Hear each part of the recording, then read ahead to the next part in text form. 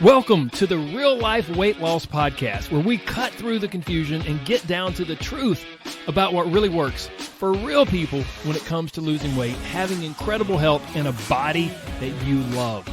We believe that losing weight is really about gaining life, doing things you never thought you could, having renewed confidence, and enjoying your body more than ever.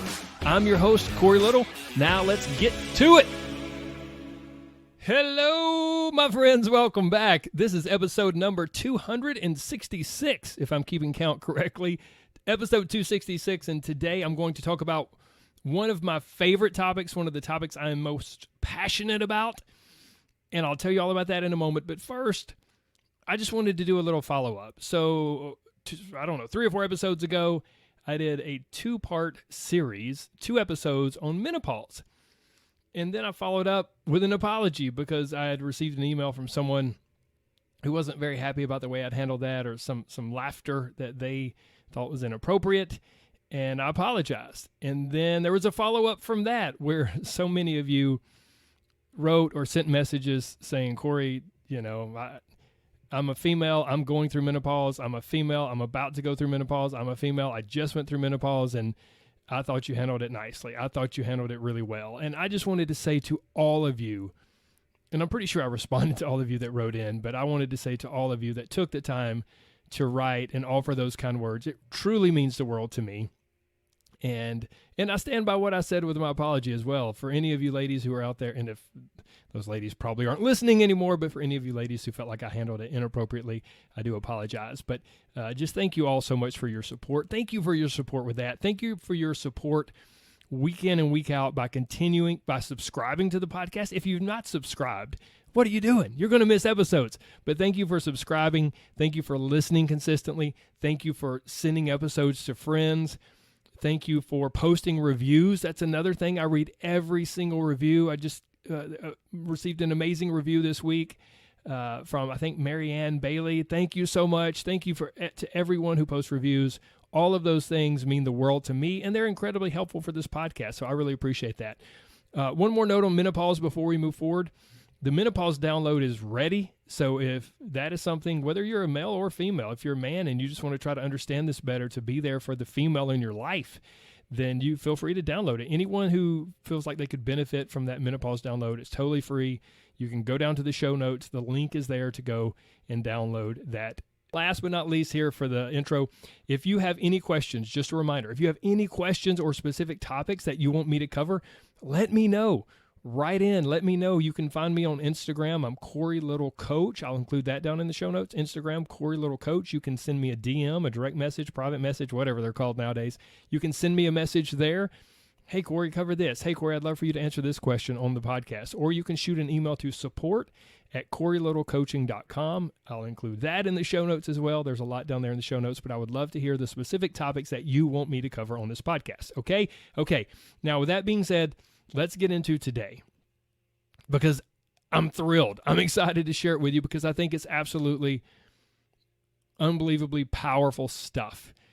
I was debating on what to name this episode, and I thought about, and I still haven't decided. So one of these may be the title, one may not. I don't know, but I thought about one of the most powerful skills for success with weight loss in life, the one thing that makes everything else better, one of the most important skills that can legitimately change your life. So what is it, right? What is this? This skill is not only super important and super powerful, but it is vital for a successful, enjoyable life. Seriously, that's not an exaggeration. It is crucial to weight loss success. It's a must-have for great relationships. It's vital for your career. And it's the only way that you'll ever find peace and happiness with yourself. So what is this all-powerful skill? It's called information conveyance, which is just a fancy way of saying communication. I thought I should give it some cool-sounding name, because if I didn't, then you would just immediately discredit it, which is really sad, but that's just how us humans work, isn't it? We're like, what? Communication, balance, which is another topic I talk about a lot on this podcast. Balance, communication, what? Corey, that's boring. I already know about that stuff. And so our instant knee-jerk reaction is, I already know about that, so it can't be helpful. When in reality, most of the things we've already heard of are the very things that could have the most profound impact on our lives. The problem is we either don't do them consistently or we haven't mastered them yet. We're not good at them. And this goes right back to one of my favorite quotes that I've probably read, 100 times on the podcast. It's from Josh Waitzkin, straight up legit genius. He says, "It is rarely a mysterious technique that drives us to the top, that makes us be successful, but rather a profound mastery of what may well be a basic skill set." So what I'm saying is a profound mastery of communication, of your communication skills, can and will lead to success, or at least open the door to success in basically every area of your life. Okay, Corey. All right, man. Listen, that sounds great, but what exactly are you saying? Like, I need to be able to give a presentation and not stutter or fumble my words like you do on the podcast sometimes? Are you saying that I need to talk to my spouse or kids without getting heated and yelling at them? Yes and no, and everything in between. So I think that brings up the most important question. What in the world does a mastery of communication even look like? What does that even mean? And that's the problem. A lot of us think we have this communication thing down. It's like, hey, man, I talk, kind of listen, but I really don't need to listen because I know I'm right, So there. I got it. I say what needs to be said, zip, zap, done. But as many of you might already know, there's so much more to communication than that. And I just encourage you, I hope some people have probably already signed off. They're like, oh, he's not talking about the cutting edge food to cut belly fat, so I'm gone. That's fine. This podcast probably isn't for you anyways. But if you're still here, I encourage you to hang with me through this, because I promise you it could be incredibly eye-opening and really profound and have a really powerful impact on your day-to-day life. Today I'm going to explain three things about communication that I think will really help you start to understand it better and do it better. Okay, 3 powerful things. Here we go. Number 1, I think we need to understand just how important communication is, just how powerful it is. I like to say that communication is like electricity. If you think about it, our world runs on electricity. Think about your home. If the power's out, if the electricity's out, if it's out for a few hours, that's annoying, that's aggravating. If it's out for a day, it becomes kind of an issue, right? If it's out for a week or a month, that's a problem. Everything runs on electricity. Your refrigerator, your lights, your heat, your air, everything, your internet, your modem. If electricity's out, it's like the internet's out. You're done. So if you would rather put internet in the place of electricity, that's fine. So a little background here about my passion around communication and this whole idea of communication being like electricity. My wife, Allie, and I have the privilege of mentoring young engaged couples through a program at our church. I might have talked about this before. I can't remember. Forgive me if it's redundant. But we are just so incredibly passionate about communication. And this is one of the topics that we mentor these young engaged couples about, is communication. And some of them are wonderful and really receptive to it. And some of them already have great communication, and some really need some work in this area. But one of the things that I explain to these young couples is this concept that communication is like electricity. And if you don't have it, nothing works. Nothing works. Everything will fail. One of the couples, the male and the female, both worked at the same business. The man was the CEO of the business, and the female worked in some other department of the business. And they had, a few hundred employees. And I said, can you imagine what would happen with your business if the power was out and the internet was out, right? So, all this is out. What are you going to do? You have people out in the field. You're communicating within the office. Like, what are you going to do? And they laughed and they said, that actually did happen. And we sent everyone home because we couldn't do anything. The business shut down. That is exactly how communication is for our life. If we don't have communication, if we don't have effective communication, then everything eventually is going to crumble. everything's going to shut down in some way. It is like electricity. It is unbelievably important. And I emphasize that as the number one point because if we don't understand how important and vital it is to so many areas of our life, including weight loss, then we will never put forth the time and energy and effort that it needs in order to improve our skill in this area. We will never give it its just due. We will never give communication enough of our time to go, wait a minute. Yeah, maybe Corey's right. I do need to work on this. And maybe I think I'm okay at it, but maybe I need to gain a new level of skill. Maybe I need to work towards mastery in this area. So the first very important thing that I want to communicate is that communication is like electricity. Everything else runs on it. And when it goes, everything else starts to crumble. That's number one. Number two, it's incredibly important for us to understand that there are two categories of communication. We often think of communication as just talking to someone, right? Well, there we go, fumbling our words. Okay, I'm not editing that out. We're rolling with it. Communication isn't just talking or yelling or sending a text message or sending an email to someone. I encourage you to start thinking of communication in two completely separate categories. And these two categories play off of and dramatically impact each other.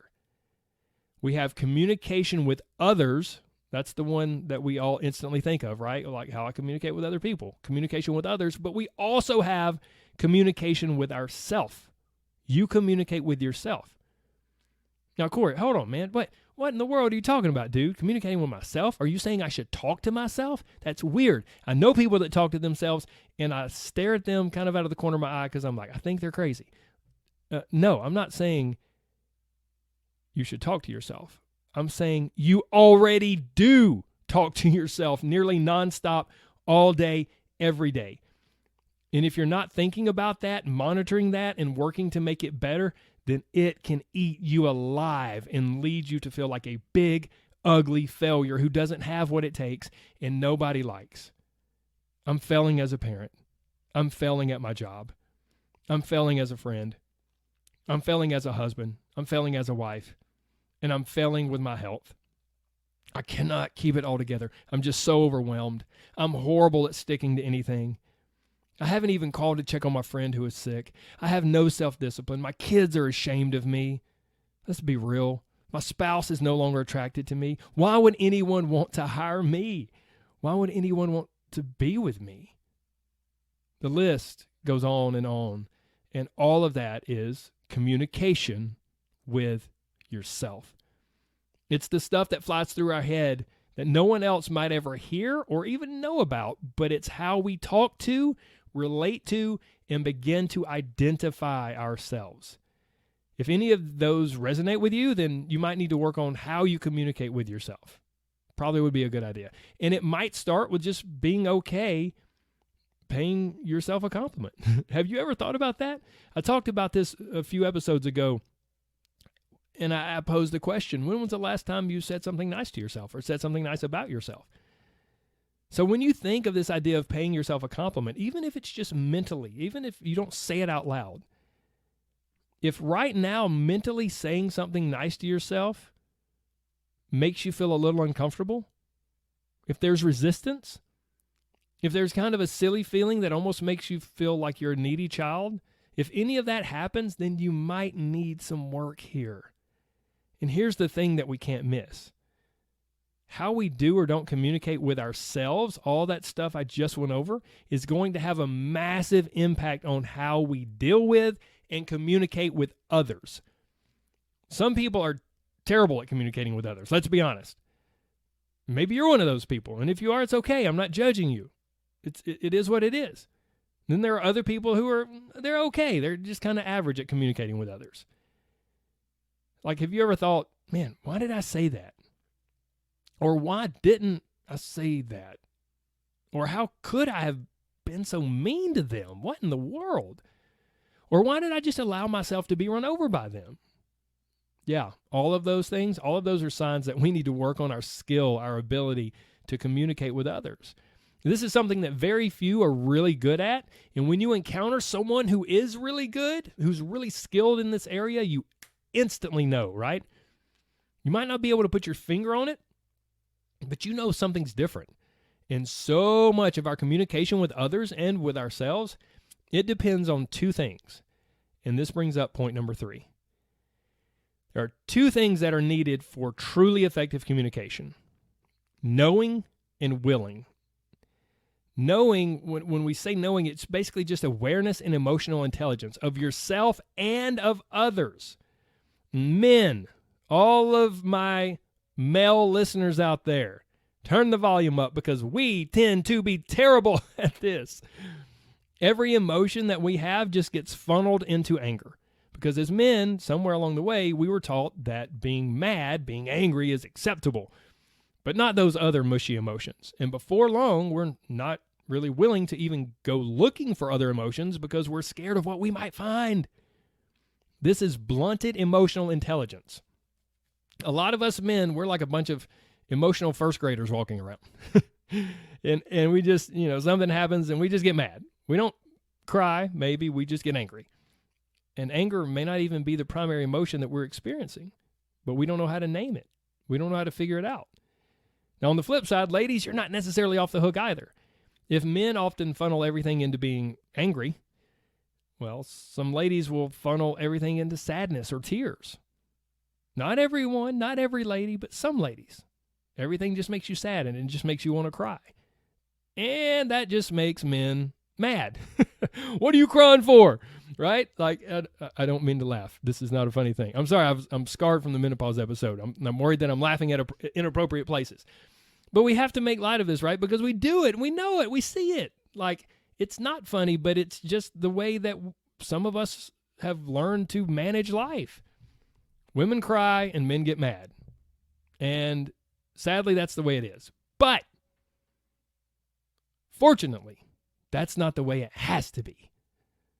What I've noticed from coaching my inner circle and mentoring those young engaged couples is that a lot of people, a lot of us, probably most people, struggle to even name the emotion or emotions that we're feeling. Sad and mad, that's about it, right? That's all. Tears or pissed. So just quickly, let's list some emotions that people routinely experience. Let's expand our emotional vocabulary a little bit, okay? You ready? Here we go. If you're a note taker, this would be a great place to write some of these down, and you can look back on them later and go, am I feeling any of these? And this isn't an exhaustive list, of course, but these are just some various emotions that you might really identify with. Frustrated, irritable, jealous, resentful, hurt, scared, insecure, anxious, inadequate, disappointed, lonely, shameful, discouraged, regretful, confused, shocked, proud, content, peaceful, happy, excited, nostalgic, grateful, motivated. Because yes, motivation is a feeling, it's an emotion. Motivated and joyful.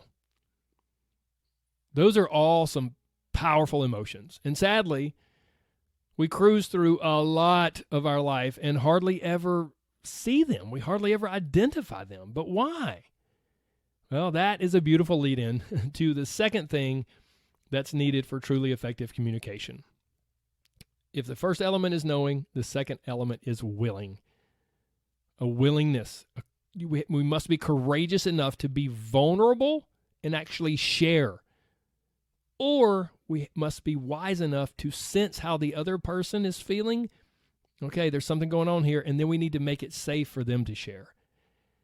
Sometimes, giving you a little peek into my marriage here, putting it out there for the world, sometimes when Allie and I might have a disagreement, and I didn't always do this, so this is a skill that I've developed because communication's a skill. But sometimes if we have a disagreement, if we're having an argument, and I can feel myself ramping up, and I'm feeling kind of heated, or I'm feeling strong emotions inside of me. Sometimes, and she can detect it, and she'll say, "What's going on? What's up?" And I'm like, hold on. And I will step away. I will not say anything at that point. And I've gotten to a place where I can say, I'm not sure. I'm not sure. I'm not real, not sure what's going on. I'm not real happy about it right now, but let's come back to this. Not because I'm avoiding it, but I want to step away to try to think through things and process some stuff and figure out, why am I feeling a certain kind of way? And that can be really helpful for me to then come back and go, okay, I had to go figure out the knowing part. What exactly was I feeling? Was I feeling hurt? Was I feeling scared? Was it truly just anger because of something that happened? Was I shocked? Was I, really disappointed? What was it? Let me name that emotion. Let me try to trace it back, track it down, and name it. And then once I do that, fortunately, my wife and I are pretty good at creating a safe space for each other to share. So then I can come back to her and go, hey, here's what it is. Here's what's going on. It took me a little while. When you said this, God forbid a man say it hurt his feelings, right? God forbid a man say that. When you said that, it really kind of hurt my feelings. Whatever. So you can put anything in that place. But we must have the knowing, and then we must be willing, courageous enough to be vulnerable. Because if somebody says, that hurt my feelings, that's vulnerable. What? That hurt your feelings? Quit being such a wimp. See? It's vulnerable. We need to be courageous enough to be vulnerable in that moment and to share. And if you're kind and loving to the person you're communicating with, or if you just want great communication, even if there's not a kind and loving bone in you, but you want to be good at communication, then you need to be wise enough to sense that this other person, wait a minute, there's something brewing in them right now. There's something going on. I can feel some heat. I can feel some strong emotion. So I want to give them a safe space here. I'm not going to fly off the handle. I'm going to give them a soft landing so that they can share whatever it is that's going on in them. But Corey, what happens, man? What if I don't know, dude? Like, you've talked about how you've developed this skill over time of trying to figure out what's going on inside of you. What if I don't know? Well, here's the thing, men, women, all of you, if you don't know what's going on, you're just feeling strong emotion and you're not sure, what can often be helpful is just being willing to get it out in some way. And right here, I'll offer two options. That one I like to call verbal vomit, and the other emotional diarrhea. Oh, this is so delightful, right? We have vomit and diarrhea. So here's the thing, just getting it out. Like, even if you don't understand, like me, when I talk about stepping away, for some of you, stepping away won't be that helpful. You just need to get it out, even if you're not quite sure about the knowing part yet. I don't even know what it is. Let me just start getting this out. And this can help you find some clarity and better understand what you're feeling and figure out the knowing part. Now, here's the thing. This can also be a little dangerous if you're doing it with if I do that with my wife, if I'm like, I'm just going to get all this out, blah, here I go. Well, that can take things in a negative direction, potentially, right? So what might be best is to do this on paper or do it with a trusted but uninvolved neutral friend. So if we think of verbal vomit or emotional diarrhea, think of the verbal vomit as finding someone who's safe, finding someone who's a trusted, loving friend or family member, but they're uninvolved and they're neutral. And then just verbally vomit to them. Verbally vomit and get it out. And then as you do that, I can predict that you will have more and more clarity around what it is that's really bothering you and what it is that's at the root of all of this. So that's kind of the verbal vomit version. The other option is to grab a piece of paper or hop on your laptop or the notes section of your phone and just have emotional diarrhea. Just get it all out. I'm feeling this way because of this, and they said this, and that made me feel this way. And the more you can say, I feel, or that made me feel, whatever, that will help, because every time I feel or they made me feel, whatever comes after feel is going to be an emotion. And that will help you to trace things back to what emotion you're truly experiencing. But it's important that you go through some sort of practice like this if you don't know what it is that you're experiencing in that moment. You just need to toss it all out there and then sort through it and sift through it to find the gold. Here it is. Here it is. When they said that, it made me feel this way. When they didn't do that, when I got that email, I had this thought and it made me feel that way. And here's the thing. If you choose to do this with the person that you are trying to communicate really well with, it's super important that you don't attack. The verbal vomit and let's say it this way, verbal vomit and verbal violence are two totally different things. If you're really mad, then it's probably best to either get it out on paper or go with a trusted friend first. So verbal vomit is actually verbally processing things. And psychology tells us this can be really beneficial. Some of us, as we talk, as we speak, our brain begins to make sense of things. And so this can be a really, really helpful thing. Just be careful. You might not want to do it with the person that you're trying to have this debate or argument or conversation with. You might need to find somebody else. This is one of the reasons counseling and therapy can be so beneficial. The other option would be to just have emotional diarrhea, to get it all out on a piece of paper or in the note section of your phone or something like that. That can help you to sort things out and make sense of things as well. Okay, now, when it comes to the knowing and willing aspect of communication, what absolutely does not help, we just talked about a lot of things that do help. What absolutely does not help is avoidance, pretending, or just holding it all in.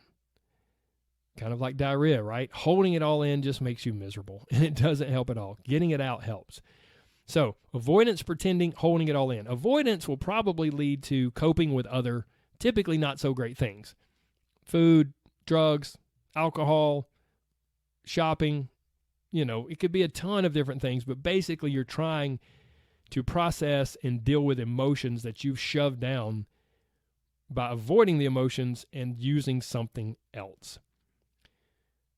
Pretending, which is similar but maybe a little bit different, pretending is like just shoving this stuff down, pretending those feelings either don't exist or they don't matter. And they will usually, those feelings don't just go away, they will usually bubble up in other areas of your life. Whenever two people have huge fights about really small things, I believe it's almost always because they've been avoiding or pretending. And this is really about that. This isn't about what we're fighting about. This is about something totally different. This is about that. When how someone loads the dishwasher leads to a full-blown, yelling, red-faced, intense argument with intense emotions, it really ain't about the dishwasher. This heat, this emotion, this intensity is bubbling up from something else that's been shoved down again and again and again. It's avoiding and pretending it doesn't matter. And whenever you pretend like your feelings don't exist or your feelings don't matter, basically what you're saying is, I don't matter. The way I feel doesn't matter. And that's not helpful for you or for the people that love you. Avoiding and pretending is like planting these toxic nuclear seeds in our heart and soul. Those seeds will eventually take root, and they will either poison us from the inside or they'll grow and sabotage so much. They'll sabotage our enjoyment of life, our ability to communicate effectively, and even potentially ruin important relationships. Remember earlier I said communication's like electricity? Well, if you have no electricity, then your refrigerator won't work. It won't stay cold. And if it doesn't work, well, then guess what? All of your food will be ruined. And if you don't keep the electricity of communication going, then it can easily ruin various things in your life. Your relationship with yourself, your relationship with your body, your relationship with other people that you care deeply about. So can you start to see how all of this, number one, is incredibly important, but also how all of this comes together and these things are dependent on and play off of one another. To start, let's just do a quick review as I kind of wrap all of this and bring it together. To even begin to address communication or our communication skills, we need to understand just how important it is. It's like electricity. If we don't understand it, how important it is, if we don't acknowledge that, we'll never put forth the time and energy and effort to hone our skills, to increase our abilities in this area. So we must acknowledge the importance of it. And then to communicate effectively with others, we need to understand that we're constantly communicating with ourselves all day, every day. And what we say to ourselves will impact what we say or don't say to others. Basically, how we communicate with ourselves plays a major role in how we communicate with others. But we'll struggle to communicate well with ourselves if we don't have awareness and some level of emotional intelligence. If we don't have knowing, if we don't know what we're feeling or experiencing, then communication breaks down with ourselves and with others. But once we do know, then we must be willing to share or create a safe space for others to share. Willingness typically requires courage and or wisdom. Often it's both. It's courage and wisdom, because even if you have the wisdom to know, okay, wait a minute, this person who's so near and dear to me is feeling some kind of way and they're kind of heated, right there, that's wisdom to go, okay, I need to give them a safe space. Please share this. Please get it out. That also takes courage on your part, because you don't know what they're going to say. So willingness requires courage and wisdom. But then moving forward, here's the thing. If you can even halfway get some of this, then you'll probably be a better communicator than 90% of people. 90% of the people wandering through the world, wondering why they're always sad or always mad, or they can never maintain a relationship without major drama. Truly, look around. That's a lot of people, right? Effective communication is not always easy, but it nearly always leads to higher levels of peace, satisfaction, and happiness in your life. But Corey, dude, this is the real life weight loss podcast. Emphasis on weight loss. Real life weight loss. How is all of this mushy communication stuff supposed to help me lose weight, dude? Well, I would argue that the stuff that I discussed in this episode is at the heart of making anyone's weight loss journey about 100 times easier. We either process our emotions through communication with ourselves and others, or we try to process them with a ton of unhealthy, addictive food.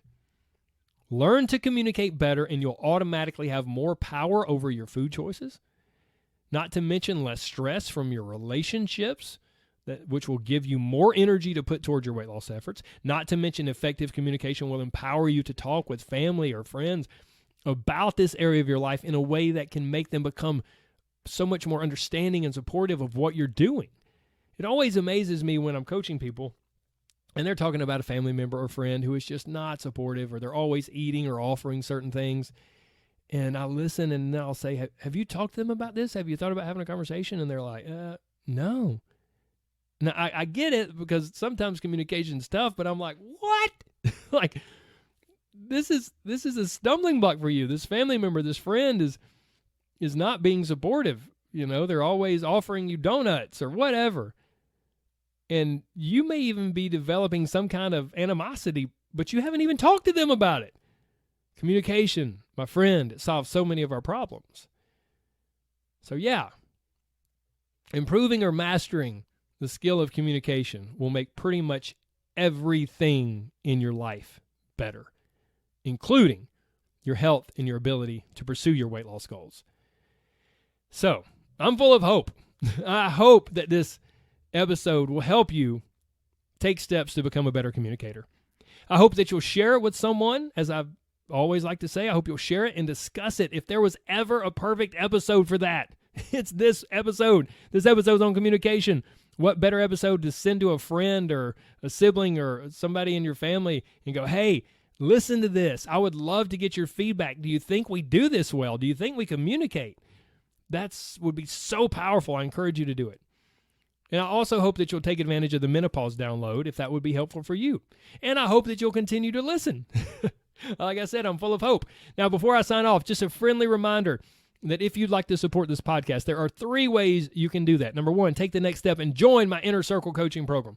This is the biggest win-win. It's the most powerful way to support this podcast and to support yourself on your health and weight loss journey. You'll not only get access to the amazing community of support to the coaching group, but you'll also get my step-by-step roadmap to lose weight, change your brain, and gain confidence. 99% of the time, if someone likes this podcast, they absolutely love the coaching group. So if you want more info about that, you can shoot an email to support@CoreyLittleCoaching.com. That will be down in the show notes. The second way, if you'd like to support this podcast, is by purchasing Rise Nutrition products. These are products that I believe in, I trust, and I and my clients actually take on a consistent basis. If you're interested in giving Rise products a try, you can find them on Amazon or at the website challenge2rise.com. I'll include both of those in the show notes. And then lastly, if you're like, Corey, I'm a real lifer. I love this podcast, but, I don't really have any plans to join the Inner Circle, not my thing. And, I don't really take nutritional supplements. I'm not going to purchase any of those products, but I love this podcast and I want to support it. Well, then here's a way you can do that. There's a link to the tip jar, what I call the tip jar, down in the show notes. And you can drop a little tip there if you'd like to. And if you don't, that's perfectly fine. I love you all the same. And I thank all of you so much for listening. I'm honored that you spent your time with me today. And please never forget that there's so much more to you than a number. So don't let the scales communicate something to you that's not true. Don't let the scales tell you that that's all you are. Don't let them dictate your emotions or dominate your headspace. And please understand, losing weight is amazing. I love helping people do it. But losing weight is really all about gaining life and living the life that you've always wanted to. And I know you can do it. Even if you've tried and stumbled and failed, that's okay. You're not a failure. I believe in you. You keep coming back. I'll keep working on you. You can borrow my belief, and we will get you there. Take care, my friends. God bless. Bye-bye.